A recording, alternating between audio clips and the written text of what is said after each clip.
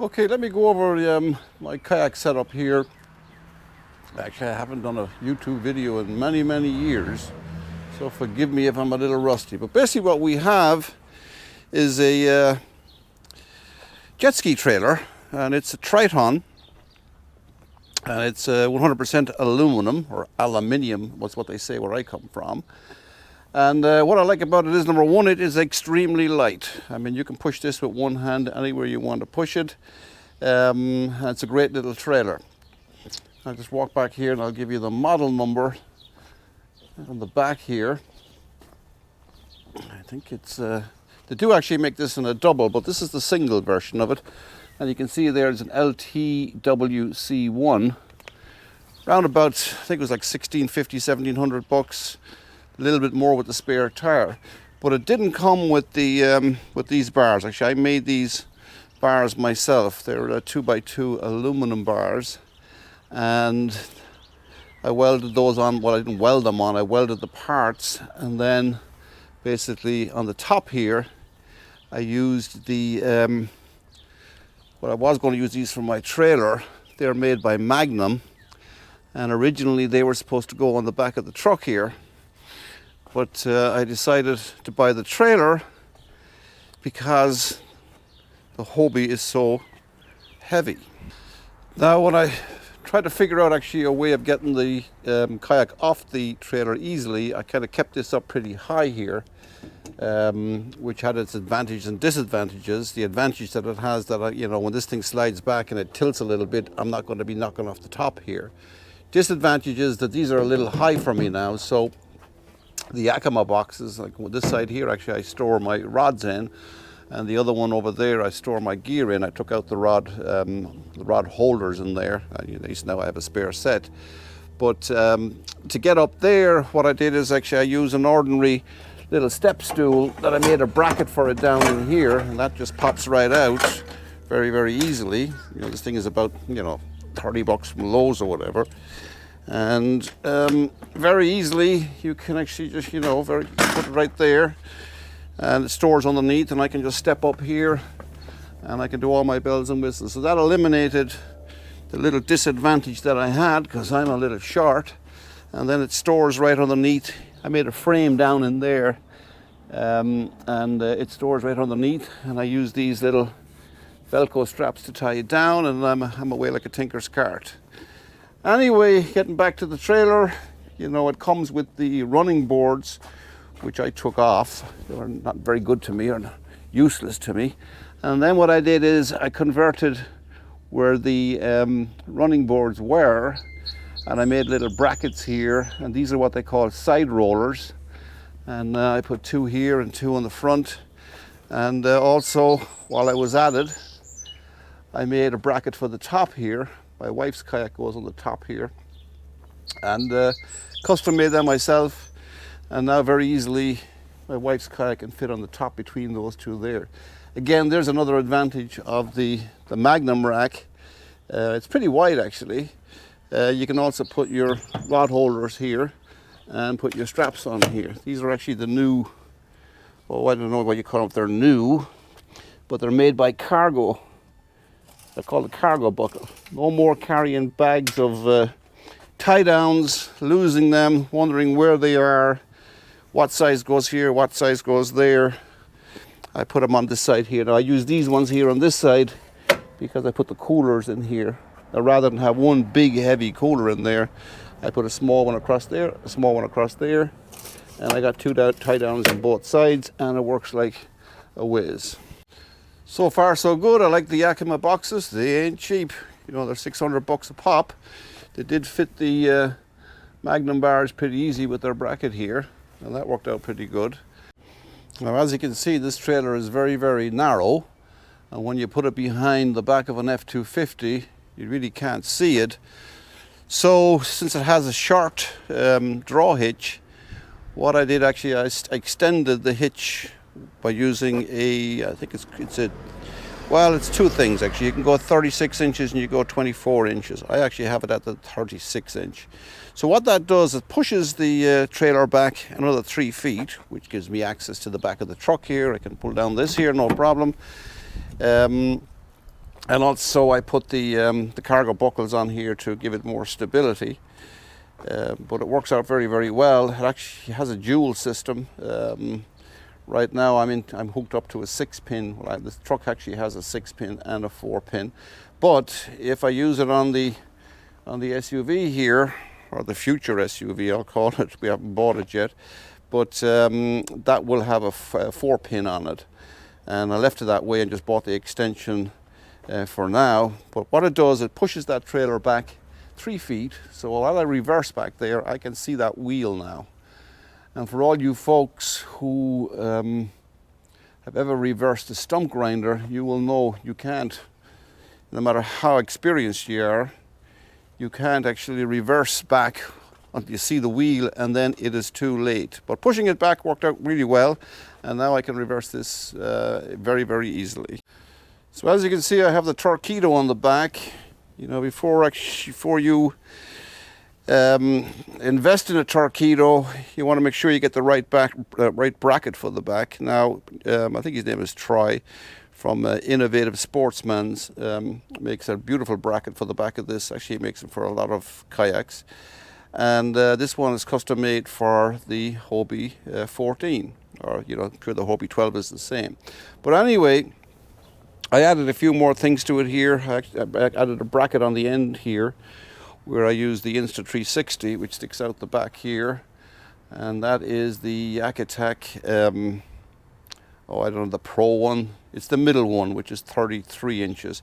I added a couple extenders here to get it up over the back of the engine. And it will, you know, pivot whatever direction I want it to go in. Usually I have it out on the side here, and it's like having a little drone flying along behind you. But anyway, getting back to the Torqeedo, that is the newer model, which is the 1106 or 7 they call it. I had the older one for about 7 years, maybe 8 years, and that served me very, very well. But when they came out with the newer batteries, which is the upgraded battery, I have 2 of them here because I bought one for my older one, and I put it on my wife's kayak. So, you know, but I have the advantage, you know, that I have 2 of them. And I put a little sponge between them here. But as I go down the highway, you know, everything is pretty snug here, so I'm not too worried about that. But there have been times where I go long distances, and that second battery really helps me a lot. Tackle boxes, I really only keep 2 in the back here. They're the new, I know they're Plano something they call them, 3700s I think they are. You know, they fit nice and snug right beside the batteries. And then, you know, my second tackle box, which I don't know about you, but to me, terminal tackle, I just can't keep leader line. I don't ask me why. But now I know my leader line is right under the seat here, and whatever the fish are picking on the day, I put another box there. But this one here is the terminal box here, which again I custom made this sliding box in here, which works like a whiz. I have a little spring on this one here because I used to lean in here and I'm trying to get my finger in there, and it just drive me bananas. So now I just grab this and pull out my terminal tackle box, and it works like a dream. I wish Hobie had come out with something like that. I usually, well, right now I'm fishing on the ocean, so I usually keep the seat in the lower position, which is a lot safer, I think, for, you know, where I go. Not that I'm going out in huge rough seas, but I feel a little bit more comfortable on the lower position. Now, to control the Torqeedo, well, not to control it, to actually pull the engine up and down, I followed a system that I think his website's called The Little Stuff, and his name is Jeff. You'll find him if you go in and look for Torqeedo. He'll lead you to, I think it's a great idea here, because the old system, we had a kind of a handle here where we pulled it in this direction, but this new engine, newer model engine I'll call it, is a lot heavier. So the system now is, this is actually just a kayak handle, and what it does, you know, it works on a little cleat here. So when I pull this, I'm pulling this direction now, it goes through the I don't know what you call it, it's a little pulley on the front, which then runs back all the ways back to the Torqeedo back there. But this is made by Yakgadget. Now originally when I got it, I had it with, it came with one here and one there. But what was happening is it was bowing on me because you're putting a lot of pressure on it here. So I ended up buying another bracket, and I cut the tops off it here and then screwed it on, and now it works like a whiz. But make sure you get one that you have a little clip here on the top, because you don't want to pull this off and then it fly over there and then fly this way. You want to keep it nice and tidy, and it works really well. Now you see, there you go. You need to loosen that there because the cleat's not locking in. So what I need to do is loosen that a little bit so these lock in.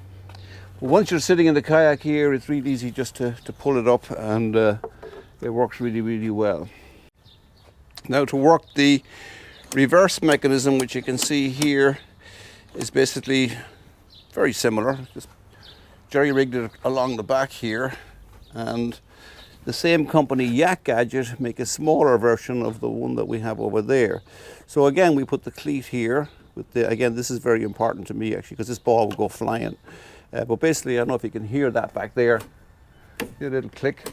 So when I pull this forward, it's actually spring-loaded, so it just grabs on there. It's solid from there back, but from here forward, it's on a bungee system. I don't know what they call this. I think I got it out of Austin Kayak, I believe. But it's a real handy little thing because, you know, once you're in the heat of fishing here and you want to get back out of a bay or a channel or whatever, and you want to go back, you know, you're not going to be fumbling around looking for this thing. You want to be able to find it and just go boom, I'm in reverse. And then when you come in, you just want to go like that, and it's out of reverse, and off you go again. Now the steering controls, again, you know, I went by Jeff's advice by putting it up higher here, and what they figured out was you get a Hobie bracket here, and that fits in there. There's a bolt on the other side here that works pretty good. But then on the front, I believe that's a Yak Atack angle bracket, and you have to jerry-rig that again with a bolt that goes in here. And but the whole system works works really good.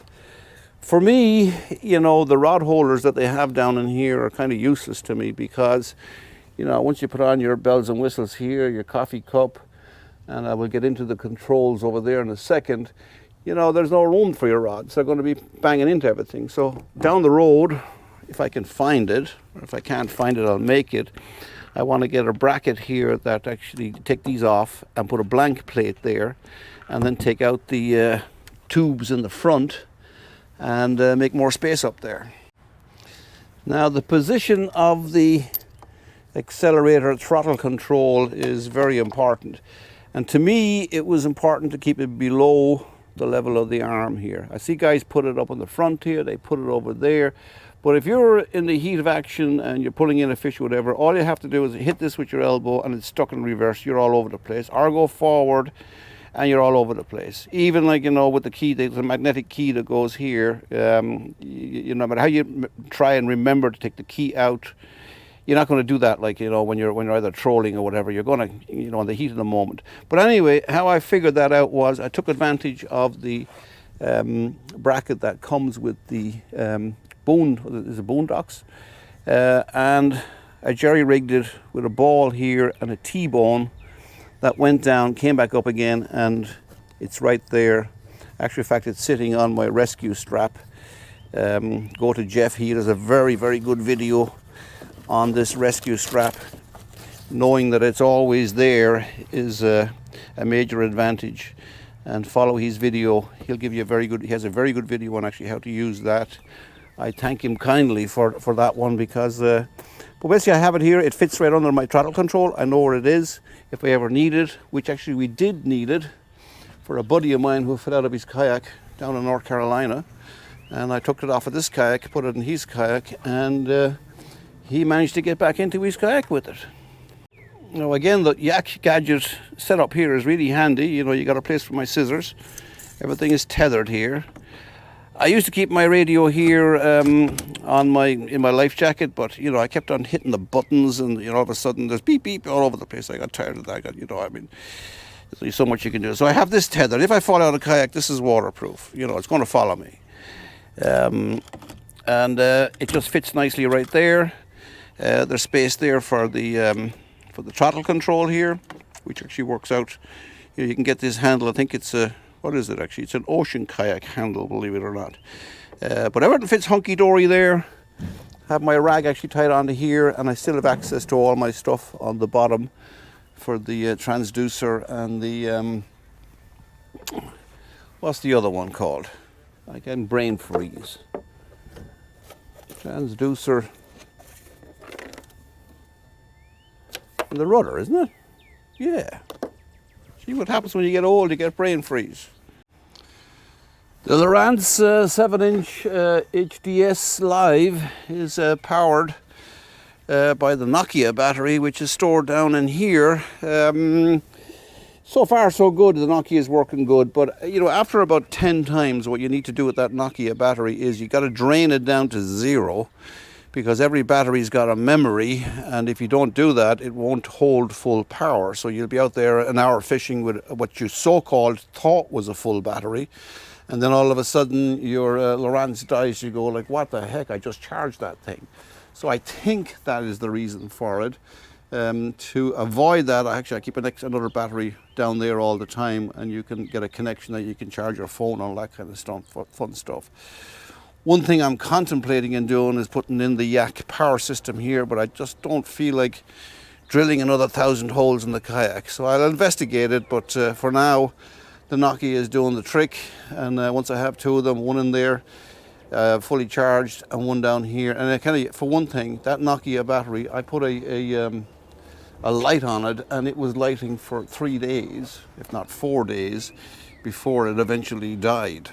For the most part, I keep my flippers, if you want to call them flippers, or your Mirage drive, I keep it up here because, you know, 99.99% I'm working with the Torqeedo batteries, and that frees up the space up here in the bow here, which is nice and comfortable. That was another one of my selling points of buying the Hobie, which I kind of resisted for a long time. Most of my buddies had Hobies, mostly Outbacks, and they loved them. But what put me off them was the weight of this darn thing. So I finally figured out a way of, you know, putting it on a trailer here. I have another system actually where I put it on the truck.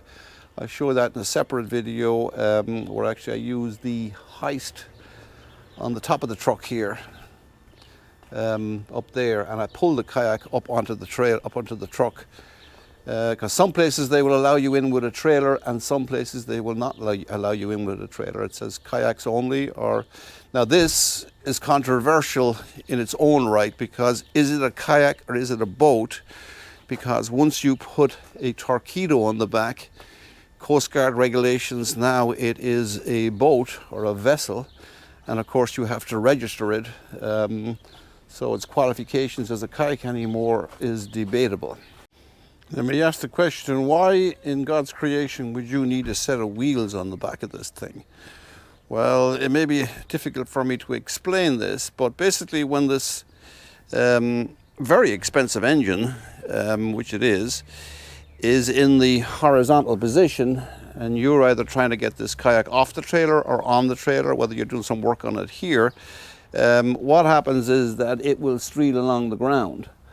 And depending on the depth of water that you're going into, the last thing you need is to be streeling this off the launching dock. So what happens is, if you can see the shape of the back of the Hobie, where it goes up on an angle like this actually is off the ground. If I was to put this kayak flat on the ground, these wheels would be off the ground. And the reason why I learned that lesson goes back to the Boondocks. Because the Boondocks is a great invention in itself. However, when you have this thing loaded up with all your rods and all your gear, it is extremely heavy. And I've done this. I've went down the launching pad, taken off, grabbed it here, taken off one side. Kayak drops down.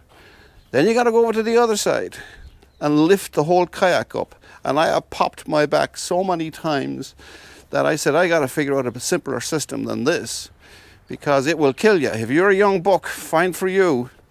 Now, the Boondocks comes with the inflatable tire, and it comes with the solid tire. Now, the inflatable tires are good. However, if you have any intention of just running down the hill, pushing the kayak into the water, and then deciding to yourself that, well, Now I'll pull them off. You ain't pulling them off. That air pressure that's in the tires will prevent you from pulling them out.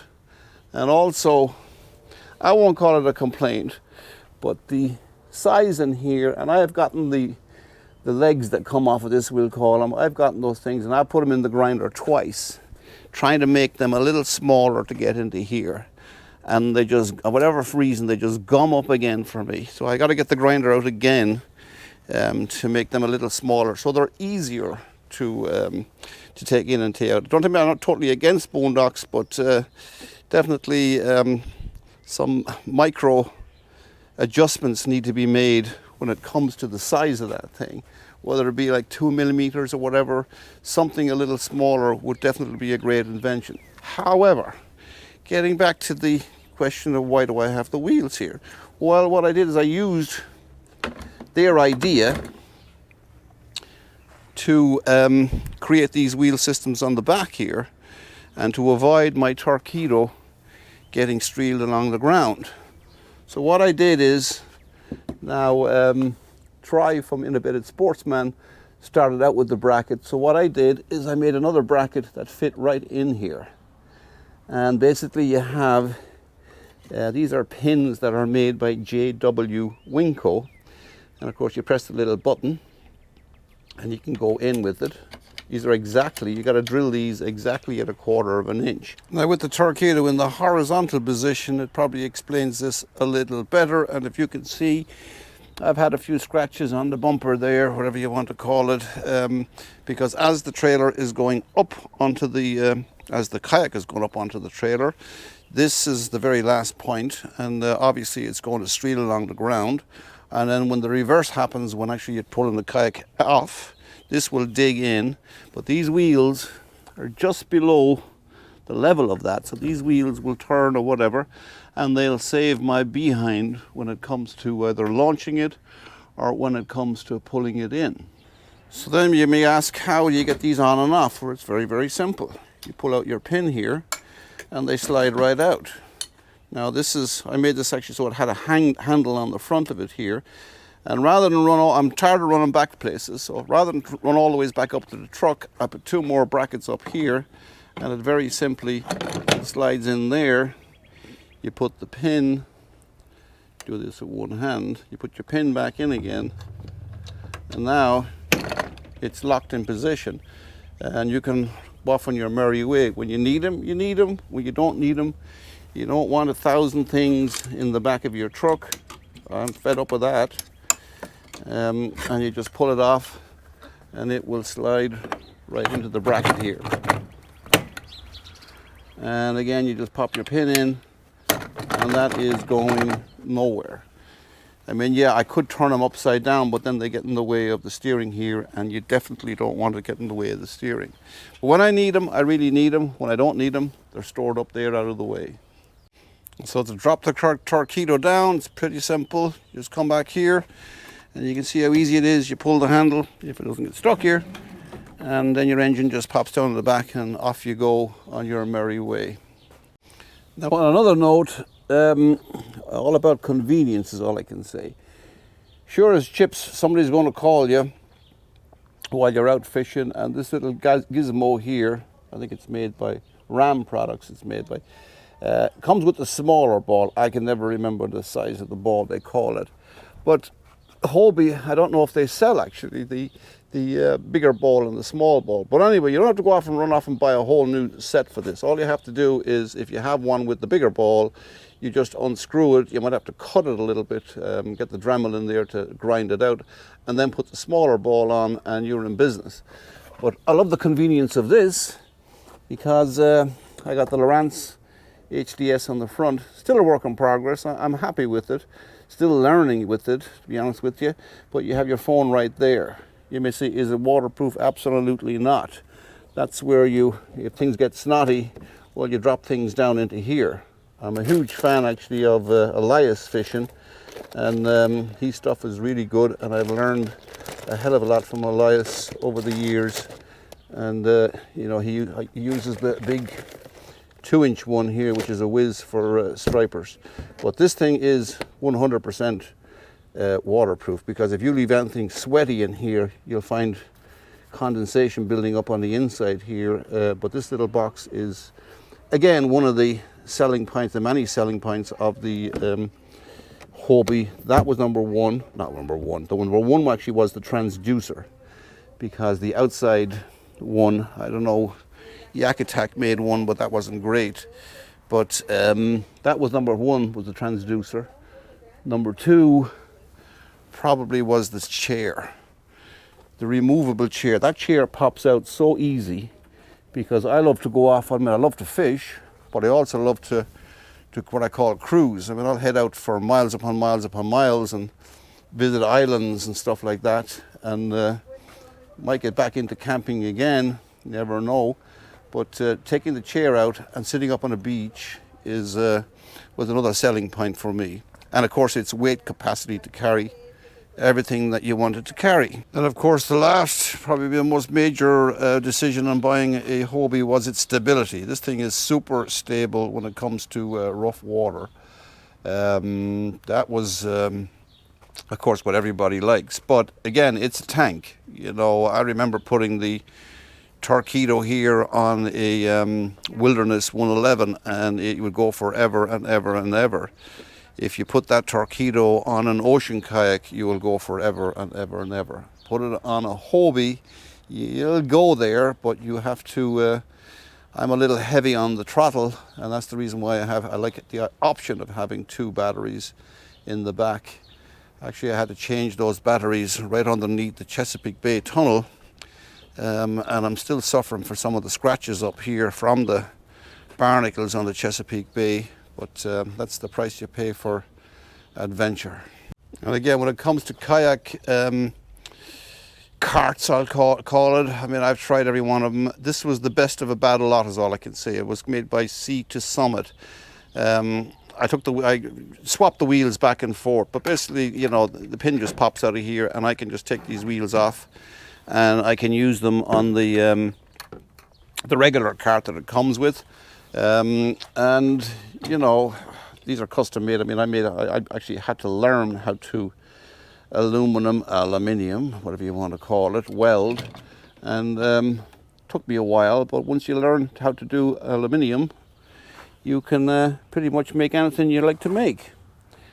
Okie dokie. Well, I hope that helps. You know, that's my system. You know, I mean, if you like it, you like it. You don't, you don't. It suits me. You just do what you have to do to get your kayak trailer the way you want it, and hopefully it helps you. I mean, I've learned a lot on YouTube from other guys, and you know, that's the only way I'm going to learn, is just to keep watching and keep practicing, and build something that's good for you. Okie dokie. See you in the next one.